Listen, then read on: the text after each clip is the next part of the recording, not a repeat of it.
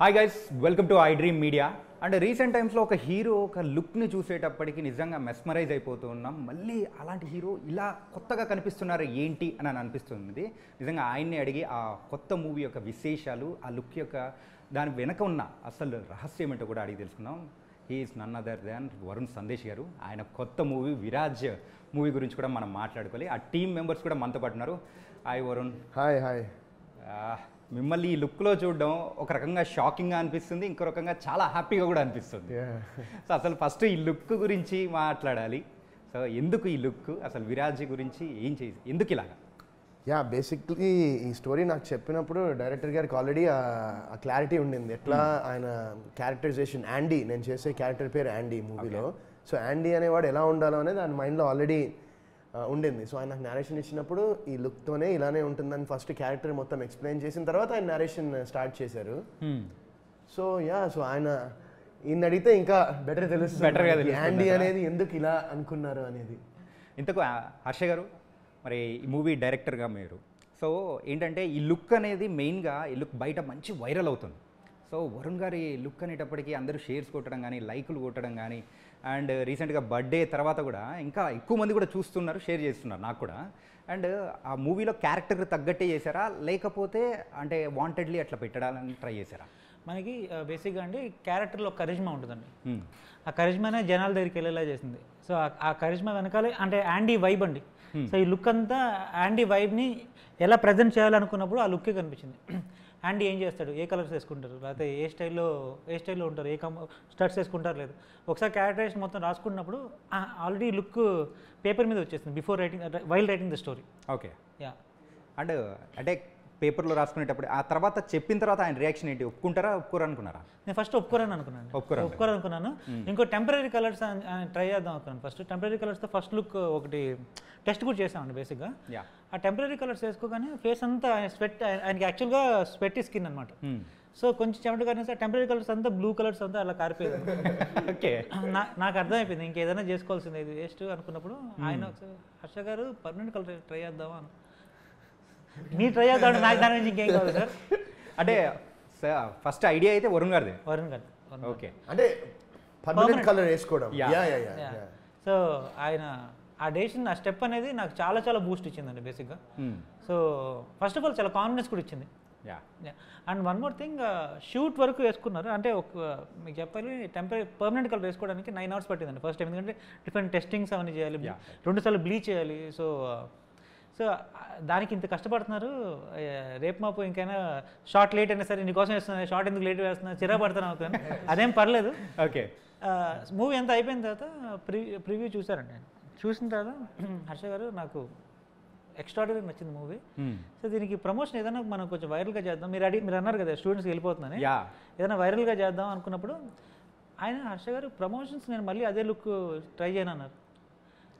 నాకు ఇంకేం చెప్పాలి అర్థం కాదు.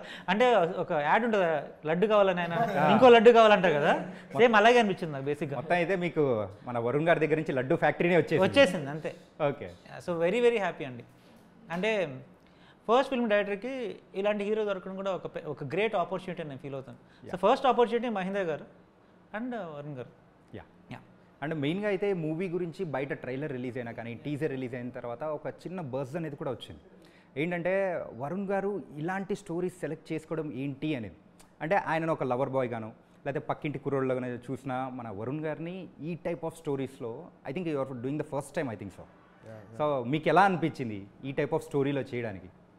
నాకు ఇప్పుడు లవర్ బాయ్ ఇదంతా ఏంటంటే, నాకు ఫస్ట్ వచ్చే స్క్రిప్ట్స్ అన్నీ అలానే ఉండేవి. నాకు అప్పుడు 17 ఏళ్ళు 18 ఏళ్ళు హ్యాపీ డేస్ అప్పుడు. సో నాకు అప్రోచ్ అయ్యి నాకు స్టోరీలు చెప్పే వాళ్ళందరూ అలాంటి స్టోరీసే చెప్పేవాళ్ళు. బట్ ఇట్స్ ఆల్మోస్ట్ 17 years తర్వాత కదా. సో ఇంకా I also wanted to do something ఇలాంటివి చేయాలంటే నాకు చాలా ఇంట్రెస్ట్, కానీ అలాంటివి చేయాలంటే మనకి రావాలి కదా కథలు. సో నాకు ఐఎమ్ వెరీ ఫార్చునేట్ దట్ నాకు హర్ష గారు ఈ కథ వచ్చి నాకు తీసుకురావడం అనేది నిజంగా నాకు I feel very happy. And that's why నేను సినిమా చూసిన తర్వాత కూడా అంటే ఆయన ఏదైతే నాకు ప్రామిస్ చేశారో డెలివర్ చేస్తా అని అంతకు మించే చేశారు స్క్రీన్ మీద. అండ్ ఎస్పెషలీ ఏంటంటే గివెన్ హిజ్ అంటే budgets are given his the limitations that he had, ఆయన అసలు ఫ్యాంటాస్టిక్ చేశారు ఈ సినిమాని. సో నేను అది చూసిన తర్వాత సినిమా ఇంకా నాకు ప్రమోషన్స్కి ఇంకేమైనా చేయాలనిపించింది. సో దట్స్ వై నేను మళ్ళీ పర్మనెంట్ కలర్ వేయించుకుని ఇంకా ప్రమోషన్స్ కూడా ఇలా చేస్తున్నాను. సో నాకు బేసిక్గా ఏంటంటే ఐఎమ్ వెరీ లక్కీ దట్ ఇలాంటి ఈ యాండీ క్యారెక్టర్ నాకు రావడం అనేది నేను చాలా అదృష్టంగా ఫీల్ అవుతున్నాను. అండ్ మిమ్మల్ని చూస్తూ ఉంటే గాయస్ ఒకటి గుర్తుపెట్టుకోండి, మన వరుణ్ గారు అయితే ప్రయోగాలు చేయడానికి మాత్రం ఇప్పటి నుంచి ఓపెన్ డోర్స్. ఎవరైనా కానీ ప్రయోగాల స్టోరీ అయితే రెడీగా ఉన్నారు కదా. 100%. అంటే స్టోరీ బాగుంటే స్టోరీ బాగుంటేనే. ఎస్, అంటే ఈ యాండీ క్యారెక్టర్ ద్వారా అయితే పక్కా సక్సెస్ మాత్రం వచ్చేలా కూడా అనిపిస్తూ ఉంది. Hope so. Yes. And Raviteja garu, so మీరు మాత్రం సైలెంట్గా ఉన్నారు. అండ్ కానీ ఆ మూవీలో మాత్రం మీరు సైలెంట్గా ఉండేటట్టు మాత్రం కనిపించట్లేదు. అంటే నా క్యారెక్టర్ డిఫరెంట్ ఉంటుంది. నా క్యారెక్టరైజేషన్ వచ్చి కాన్సెప్ట్ రాజు అనమాట. అంటే ఒక ఫోటోగ్రాఫరు. ఓకే. అంటే ప్రతి దాంట్లో కాన్సెప్ట్ వెతుకుతూ ఉంటారు. సో ఎలా ఈ స్టోరీలోకి వచ్చాను, ఎలా బయటకు వచ్చాను అనేది నా క్యారెక్టర్. ఇంతకు ఆ మెంటల్ బంగ్లాని పరిచయం చేసింది మీరేనా ఇంటి కొంపదీసి అందరికీ? అట్లేం లేదా? అంతే చెప్పకూడదు. ఓకే. ఏది చెప్పినా కొద్దిగా రివీల్ అవుతుంది. సో రివీల్ అయిపోతుంది, దాని గురించి మాత్రం అస్సలు లేదు. అండ్ మీరైతే ఒక డెబ్యూటెంట్ డైరెక్టర్, మరి ఆద్యంత్ హర్ష గారితో చేయడం. సో ఆయన వర్కింగ్ స్టైల్ కానీ ఎక్కడైనా కానీ మీకు ఇబ్బందిగా అనిపించడం కానీ లేకపోతే ఎగ్జైటింగ్గా అనిపించిన మూమెంట్స్ ఏమైనా ఉన్నాయంటారా? నాకు ఫస్ట్ డే సెట్కి వెళ్ళిన తర్వాత అంటే సెట్కి వెళ్ళక ముందరే ఇంతో ట్రావెల్లో నాకు అర్థమైపోయింది. ఎందుకంటే ఆయనకున్న క్లారిటీ, ఆయనకున్న విజన్, ఆయన చుట్టుపక్కల ఆయన పెట్టుకున్న టీం కానివ్వండి, ఓర్ ఆయన కెమెరామెన్ కానివ్వండి అజయ్, అండ్ చాలా స్పీడ్. అండ్ వాళ్ళందరూ ఏంటంటే they all on the same page, అందరూ ఒకే వేవ్ లెంగ్త్లో ఒకే మైండ్ సెట్లో ఉన్నారు. అండ్ వాళ్ళంతా ఎంతో ప్యాషనెట్గా పనిచేశారు. ప్రాపర్ ప్రీ ప్లాన్డ్గా చేశారు. యా, మొత్తం అంటే షూట్కి వెళ్ళే ముందే మొత్తం ప్లాన్డ్ ఉంది. అంటే మేము పోయి జస్ట్ యాక్ట్ చేయడమే. ఓకే. మొత్తం ప్లాన్. అసలు ఏ స్పెట్స్ వేసుకోవాలి, ఏ వేసుకోవాలి, ఎలా నిల్చోవాలి, ఎలా మాట్లాడాలి, ఏ టెంపో ఎలా పెంచాలి, మొత్తం ప్లాన్. సో ముందుగానే ప్రిపేర్ అయిపోయి రంగంలోకి దిగారు అన్నమాట. ఇట్స్ టీమ్ వర్క్ అండి. Okay. So headed by me only, but it's totally team work. Okay. And మెయిన్గా అయితే అంటే ఇలాంటి స్టోరీస్ తీసుకురావడానికి ప్రొడ్యూసర్ ఆల్సో వెరీ ఇంపార్టెంట్. మరి మహేంద్ర గారు, సో మరి మహేంద్ర గారి గురించి, సో అంటే ఈ స్టోరీ చెప్పిన తర్వాత ఆయన ఎలా ఫీల్ అయ్యారు? యాక్చువల్గా ఈ స్టోరీ అండి సుకుమార్ గారు అని చెప్పేసి హీస్ ఎగ్జిక్యూటివ్ ప్రొడ్యూసర్ అండి. ఆయనకి చెప్పాను. ఆయన చెప్పిన తర్వాత ఆయనకి చాలా నచ్చింది అనమాట. నచ్చి ఆయన మహేంద్ర గారు పరిచయం చేస్తారు. పరిచయం చేసి ఒక స్టోరీ ఉంది వింటారని చెప్పేసి. మహేంద్ర గారు స్టోరీ వినగానే ఇది సినిమాలు థియేటర్స్లో పడాల్సిన సినిమా, నేను చేస్తున్నాను, so who is your actor అన్నప్పుడు నేను ఫస్ట్ కన్ఫర్మ్ చేసుకుంటా చెప్తాను సార్ అని చెప్పేసి ఫస్ట్ వరుణ్ గారికి చెప్పాను. చెప్పిన తర్వాత ఆయన లాస్ట్లో ఒకేమంటారు, నాకు గూస్ బంప్స్ వస్తున్నాయి హర్ష కన్ఫర్మ్ అయిపోయాను, నేను చేస్తున్నారని చెప్పేసి. ఆయన నేను చేస్తున్నాను చెప్పకముందే కన్ఫర్మ్ అయిపోయాను ఆ గూస్ బంప్స్ విషయంలో. మహేంద్ర గారు చెప్పాను సార్ హీరో కూడా రెడీ అన్నప్పుడు. So the project on board actually. And మెయిన్గా ఈ మూవీలో అయితే ఆ టీజర్ కానీ మెయిన్గా మ్యూజిక్ అయితే చాలా హాంటింగ్ టైప్లో ఉంది. ఒక టైప్ ఆఫ్ ఇంట్రెస్టింగ్ అనేది కూడా క్రియేట్ అయ్యేలా ఉంది. ఇబే గారు, ఎబెనీజర్ పాల్, అంత పేరు పలకడానికి నాకు రాదు కాబట్టి ఎబీ. సో ఆ మ్యూజిక్ మీకు ఫస్ట్ అయినప్పుడు ఎలా అనిపించింది? నాకు లిటరలీ నాకు చెప్తున్నాను కదా, నాకు అసలు సినిమా చూసిన అంటే మా దానిలో ఏంటంటే దేర్స్ నో సాంగ్స్ సెపరేట్గా అలా లేవు. అంటే వీ హ్యావ్ క్లైమాక్స్ పోర్షన్లో బ్యాక్గ్రౌండ్ స్కోర్ వస్తుంది, మాంటేజ్ సాంగ్ ఒకటి. సో అది విన్నప్పుడు అయితే స్కోర్ కూడా ఫస్ట్ హాఫ్లో స్కోర్ అసలు కొన్ని చోట్ల లిటరలీ భయపెట్టించేసాడు నన్ను. అయితే నాకైతే భయం వేసింది కొంచెం. బట్ అదే అన్న, this is not a horror film కాదు, కాకపోతే కొన్ని హారర్ ఎలిమెంట్స్ ఉంటాయి సినిమాలో. అండ్ ఎబీ పాల్ అసలు సూపర్ చేశాడు మ్యూజిక్. అండ్ ఇంకోటి ఏంటంటే మేము నిన్నే ఒక ర్యాప్ సాంగ్ ఒకటి పాడాను అనమాట. నేను ఫస్ట్ టైం ఒక ర్యాప్ సాంగ్ ఒకటి పాడి రేపు షూట్ చేస్తున్నాం. రేపు నుండి షూట్ చేసి అది కూడా ఒక ప్రమోషనల్ వీడియో లాగా ఒకటి ప్లాన్ చేసాం. అది కూడా ఎక్సలెంట్గా ఇచ్చాడు మ్యూజిక్. నాకు తెలిసి మీ ఇంటర్వ్యూ టెలికాస్ట్ లోపల అది రిలీజ్ అయిపోతుంది. ఓకే. యాక్చువల్గా ఎబీ గురించి చెప్పాలంటే సార్ ప్రివ్యూ చూసిన తర్వాత వరుణ్ గారు ఫస్ట్ నాకు ఎబీ నెంబర్ అని చెప్పి ఎబీ నెంబర్ తీసుకొని ఎబీ నాకు ఓఎస్టీ పంపించు ఫస్ట్ అని చెప్పారు. అంటే మ్యూజిక్ ట్రాక్ నాకు పంపించు, నాకు కావాలి అది. అంత ఎగ్జైట్ అయ్యారు అనమాట. ఓకే. Yeah, very happy. మొత్తం మీద అయితే ఆల్ పాజిటివ్ వైబ్స్ అనేది కూడా ఈ మూవీ మీద కూడా వస్తున్నాయి. అండ్ విరాజీ, అసలు ఆ టైటిల్ ఏంటి? ఎవరి పేరైనా ఉందా, లేకపోతే ఎందుకు అలా పెట్టారు? ఫస్ట్ ఆఫ్ ఆల్ ఒక పాయింట్ సస్పెన్స్ అండి. ఇంకో విషయం ఏంటంటే నేను అనుకున్న విరాజీ అంటే చెప్తాను, it's a person who shines.